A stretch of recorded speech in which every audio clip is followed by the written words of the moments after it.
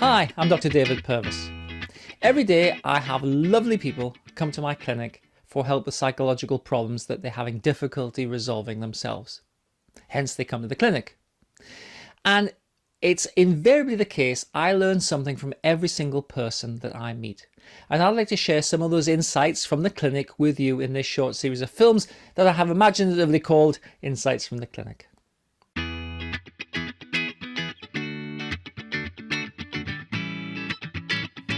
Anxiety is a really common problem. I mean, really common.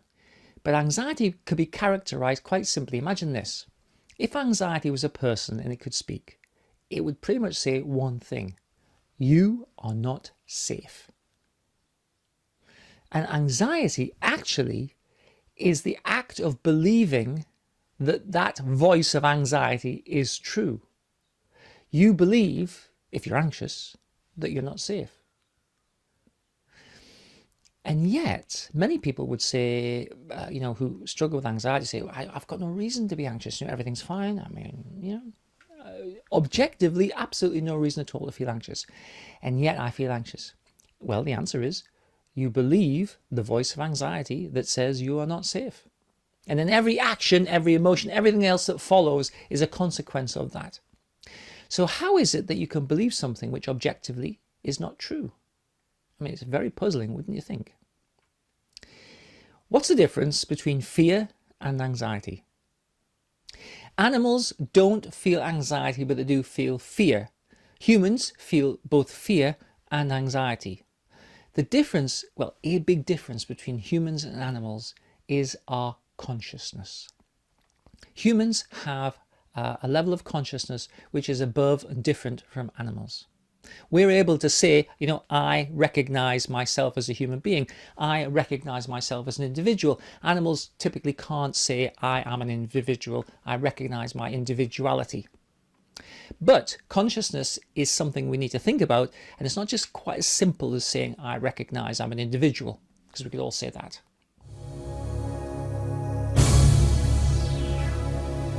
I'm going to generally make the statement that animals are not conscious. They might have some awareness, but they're not conscious of themselves as individuals, whereas humans are. Now, an animal responds to things as they are. So a wildebeest on the Serengeti would respond to a pride of lions that seem to be stalking it, and its response would be fear. However, if there are no lions about and it's just kind of wandering around, it's not going to feel anxious. It's not going to be thinking about lions. It's going to be getting on with just eating grass and doing whatever it does. Animals are more or less driven by instinct most of the time. If someone was to come up beside you, pull out a big gun, you would feel fear because a gun is a threat and you'd feel threatened because there's an actual threat. That's the experience of fear.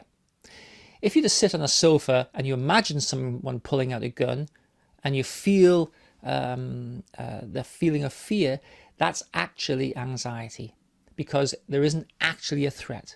You're simply imagining a threat. And that's in principle the difference between fear and anxiety. Fear is your physiological response to an actual threat. Anxiety is your physiological response to an imagined threat. But the physiology of fear and anxiety are the same. So when you're, the personified notion of anxiety, when anxiety says you are at risk and you believe it, you are creating the physiology of fear. But in fact, there isn't anything necessarily to be afraid of. So anxiety is a response to something that doesn't exist. It's an imagined response to a threat. The problem of anxiety, and to be honest, every other problem that we have, comes from the level of consciousness that we inhabit. I'm going to call this level 1 consciousness. It's this basically.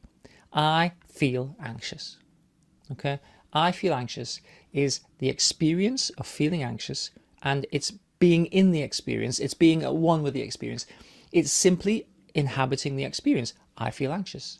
I feel hungry. I feel sad. I feel motivated. I feel tired. It's simply identifying with the experience without any additional level of awareness or consciousness. So I'm going to call that level 1 consciousness, right? You have the experience, you're aware of it, and you identify with it. And level 1 consciousness, of course, is the cause of all human problems, definitely the cause of anxiety, because in level 1 consciousness, anxiety says you are at risk and you believe it. Let me tell you a little bit now about level 2 consciousness. Level 2 consciousness is this: I feel anxious and I recognize I'm feeling anxious. So not only do you feel the experience, but you also recognize that you feel the experience. So you're able to say, I recognize I am feeling anxious. That's not the same as feeling anxious. Okay, it's got a little bit of distance, it's got a little bit of remove from the actual experience. And that's really important, because if you want to change an experience, you have to be able to step out of it to some degree and observe it. You have to be able to step out of it and analyze it a little bit. So level 2 consciousness is saying, I feel anxious and I recognize I feel anxious. Now, level 3 consciousness in my little scheme is I feel anxious, I recognize that I am feeling anxious, and I also recognize that there isn't a need to feel anxious. It's probably just a psychological response to something happening. So level 1, I feel anxious. Level 2, I recognize I feel anxious. Level 3, I recognize I feel anxious, and I am probably, it's probably an inappropriate psychological or physiological response. So level 3 is the ultimate in my scheme, in that it gives you an opportunity to challenge the feeling of anxiety, to challenge the nature of anxiety, to do something different. So level 1 always causes anxiety, depression, whatever you like. Level 1 causes all the problems that we have in the world. We experience the experience and we believe the experience to be valid, accurate. It's just what it is, right? People say, well, that's just how it is. No, that's not just how it is. That's what you choose to believe. And if we continue to inhabit level 1 consciousness, it's very hard to do stuff. So level 1 consciousness, the treatment for anxiety would tend to be a medication.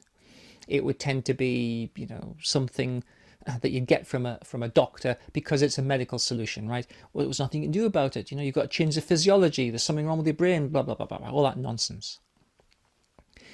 What we need to do if we want to challenge anxiety is to move to level 2 and level 3 consciousness. We need to actually create a position in opposition to the level 1 consciousness. We need to bring some awareness to this problem, and that gives us all of the tools that we need to challenge anxiety. So it's often the case in the clinic that I help people to see the nature of level 1 consciousness, the level that actually says, I believe this. Even though there's no reason to believe it, I still believe it. But when we move to level 2 and level 3 consciousness, we can see why we believe something which is not true, and then we can get tools that we can use to challenge it. I hope you found this interesting. This is absolutely, this little discussion I've had about consciousness is absolutely critical to solving many of the psychological problems that plague the world, if you like. They're not that hard always to resolve, but we have to have the tools to do it, and recognizing the level of consciousness that we're in is a really big help in developing a tool set that you can use to change your life for the better.